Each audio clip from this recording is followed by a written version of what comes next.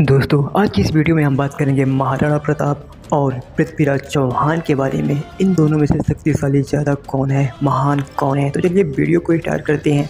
उससे पहले दोस्तों, अगर वीडियो पसंद आया तो वीडियो को एक लाइक और चैनल को सब्सक्राइब जरूर कर दीजिएगा। तो बात कर लेते हैं महाराणा प्रताप की। जब महाराणा प्रताप की मृत्यु हुई तो उनकी उम्र महज 56 वर्ष की थी। और वहीं बात करते हैं पृथ्वीराज चौहान की। तो पृथ्वीराज चौहान जब 25 वर्ष के थे तो उनकी 25 वर्ष की आयु में ही मृत्यु हो गई। यानी कि महाराणा प्रताप से आधे उम्र से भी कम उम्र के थे पृथ्वीराज चौहान। महाराणा प्रताप और पृथ्वीराज के जन्म और मृत्यु में महज 400 साल का फर्क है। दोनों का जन्म राजस्थान में हुआ, दोनों ही क्षत्रिय राजपूत थे। महाराणा प्रताप मेवाड़ के राजा थे। और वहीं बात करें पृथ्वीराज चौहान की, तो पृथ्वीराज चौहान अजमेर और दिल्ली के राजा थे। वहीं एक को महाराणा कह के पुकारा गया तो दूसरे को सम्राट कहकर पुकारा गया। महाराणा प्रताप लड़े मुगलों से और पृथ्वीराज चौहान लड़े अफगानी स्थानियों से, मोहम्मद गौरी से लड़े। दोनों ही अपने देश के लिए प्राण कुर्बान कर दिए। पृथ्वीराज चौहान को धोखे से मारा गया जब उनकी 25 वर्ष की आयु थी। महाराणा प्रताप ने आखिरी सांस में अपने पुत्र अमर सिंह से वचन लिया कि अपने चित्तौड़ के लिए अंतिम तक लड़ते रहोगे और अपना चित्तौड़ उनसे वापस ले लोगे। इन दोनों में हम कोई भी तुलना नहीं कर सकते। दोनों का ही काम एक था, दोनों ही एक से बढ़ के एक योद्धा थे। दोनों के ही शस्त्र अलग अलग जरूर थे, लेकिन उनकी मंजिल एक ही थी। महाराणा प्रताप अपने भाले के लिए प्रसिद्ध थे और वहीं पृथ्वीराज चौहान अपने तीर कमान के लिए प्रसिद्ध थे। वैसे दोस्तों, आपको क्या लगता है, महाराणा प्रताप और पृथ्वीराज अगर एक साथ जन्मे होते और एक साथ पले बड़े होते तो क्या मुगल यहाँ पे कभी अपना राज कर पाते? ये योद्धा शक्तिशाली तो थे, परंतु इन्हें महान क्यों कहा जाए? तो चलिए बात कर लेते हैं कि आखिर ये योद्धा महान क्यों कहे गए। पृथ्वीराज ने मोहम्मद गौरी को 16 बार हराया और 16 बार बंदी बनाया, उसको छोड़ दिया। परंतु अंतिम बार नारायण के दूसरे युद्ध में मोहम्मद गौरी ने पृथ्वीराज चौहान को रात के समय में छल कपट से बंदी बनाकर ले गया। पश्चात गौरी ने पृथ्वीराज को कुछ दिनों तक इस्लाम धर्म कबूलने का प्रयास किया।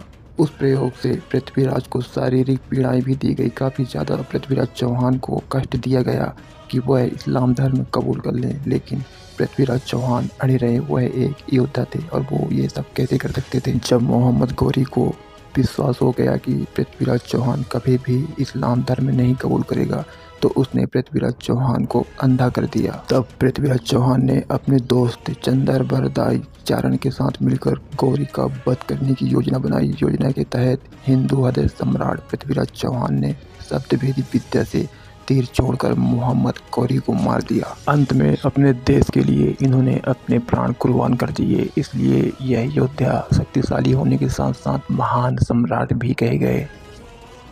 महाराणा प्रताप के महान होने के अनगिनत तथ्य हैं, लेकिन हम आपको कुछ बता रहे हैं।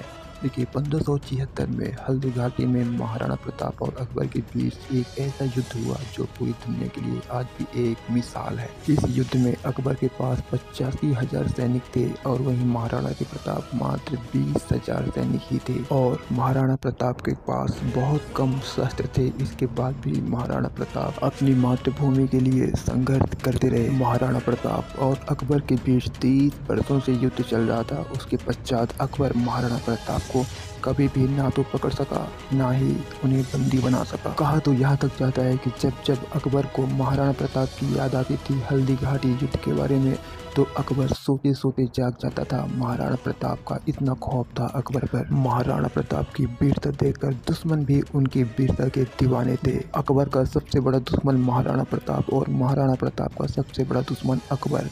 लेकिन कहा जाता है कि जब महाराणा प्रताप की मृत्यु हुई तो अकबर भी उनकी वीरता देखकर उनकी मृत्यु पर रोया था कि और अकबर ने कहा था कि ऐसा योद्धा मैंने आज तक नहीं देखा। अकबर ने कहा था कि मेरा सामना अनगिनत राजाओं से हुआ, छोटे बड़े सभी राजाओं से हुआ, लेकिन महाराणा प्रताप जैसा एक भी राजा मुझे आज तक नहीं मिला जो इतना वीर था। महाराणा प्रताप कई बार युद्ध जीते और युद्ध जीतने के बाद जितने भी बेगमों को अपने कब्जे में लेते थे उन्हें सम्मान पूर्वक लौटा देते थे। वो हैं महाराणा प्रताप। युद्ध के दौरान कई बार महाराणा प्रताप को जंगलों में रहना पड़ा और महाराणा प्रताप घास फूस की रोटी खाकर समय व्यतीत कर लिए, लेकिन कभी मुगलों के सामने सर नहीं झुकाया। वो हैं महाराणा प्रताप। और किसी ने क्या खूब कहा है कि जब कोई अच्छाई के लिए लड़ता है तो पूरी कायनात उसे जीत दिलाने में मदद करती है। यह बात हम इसलिए कह रहे हैं क्योंकि महाराणा प्रताप का घोड़ा चेतक भी उन्हें जीत दिलाने के लिए अंतिम समय तक लड़ता रहा। चेतक की ताकत का पता इस बात से लगाया जा सकता है कि उसके मुंह के आगे हाथी की सूंड लगा दी जाती थी। हल्दी घाटी युद्ध के दौरान महाराणा प्रताप जब घायल हो गए थे तब चेतक ने महाराणा प्रताप को अपनी पीठ पर बैठाकर 26 फीट गहरे नाले को लांग गया था जिसे मुगल पार नहीं कर सके। कमेंट में जरूर बताइएगा। वीडियो चलेगी तो वीडियो को एक लाइक और चैनल को सब्सक्राइब जरूर कर दीजिएगा।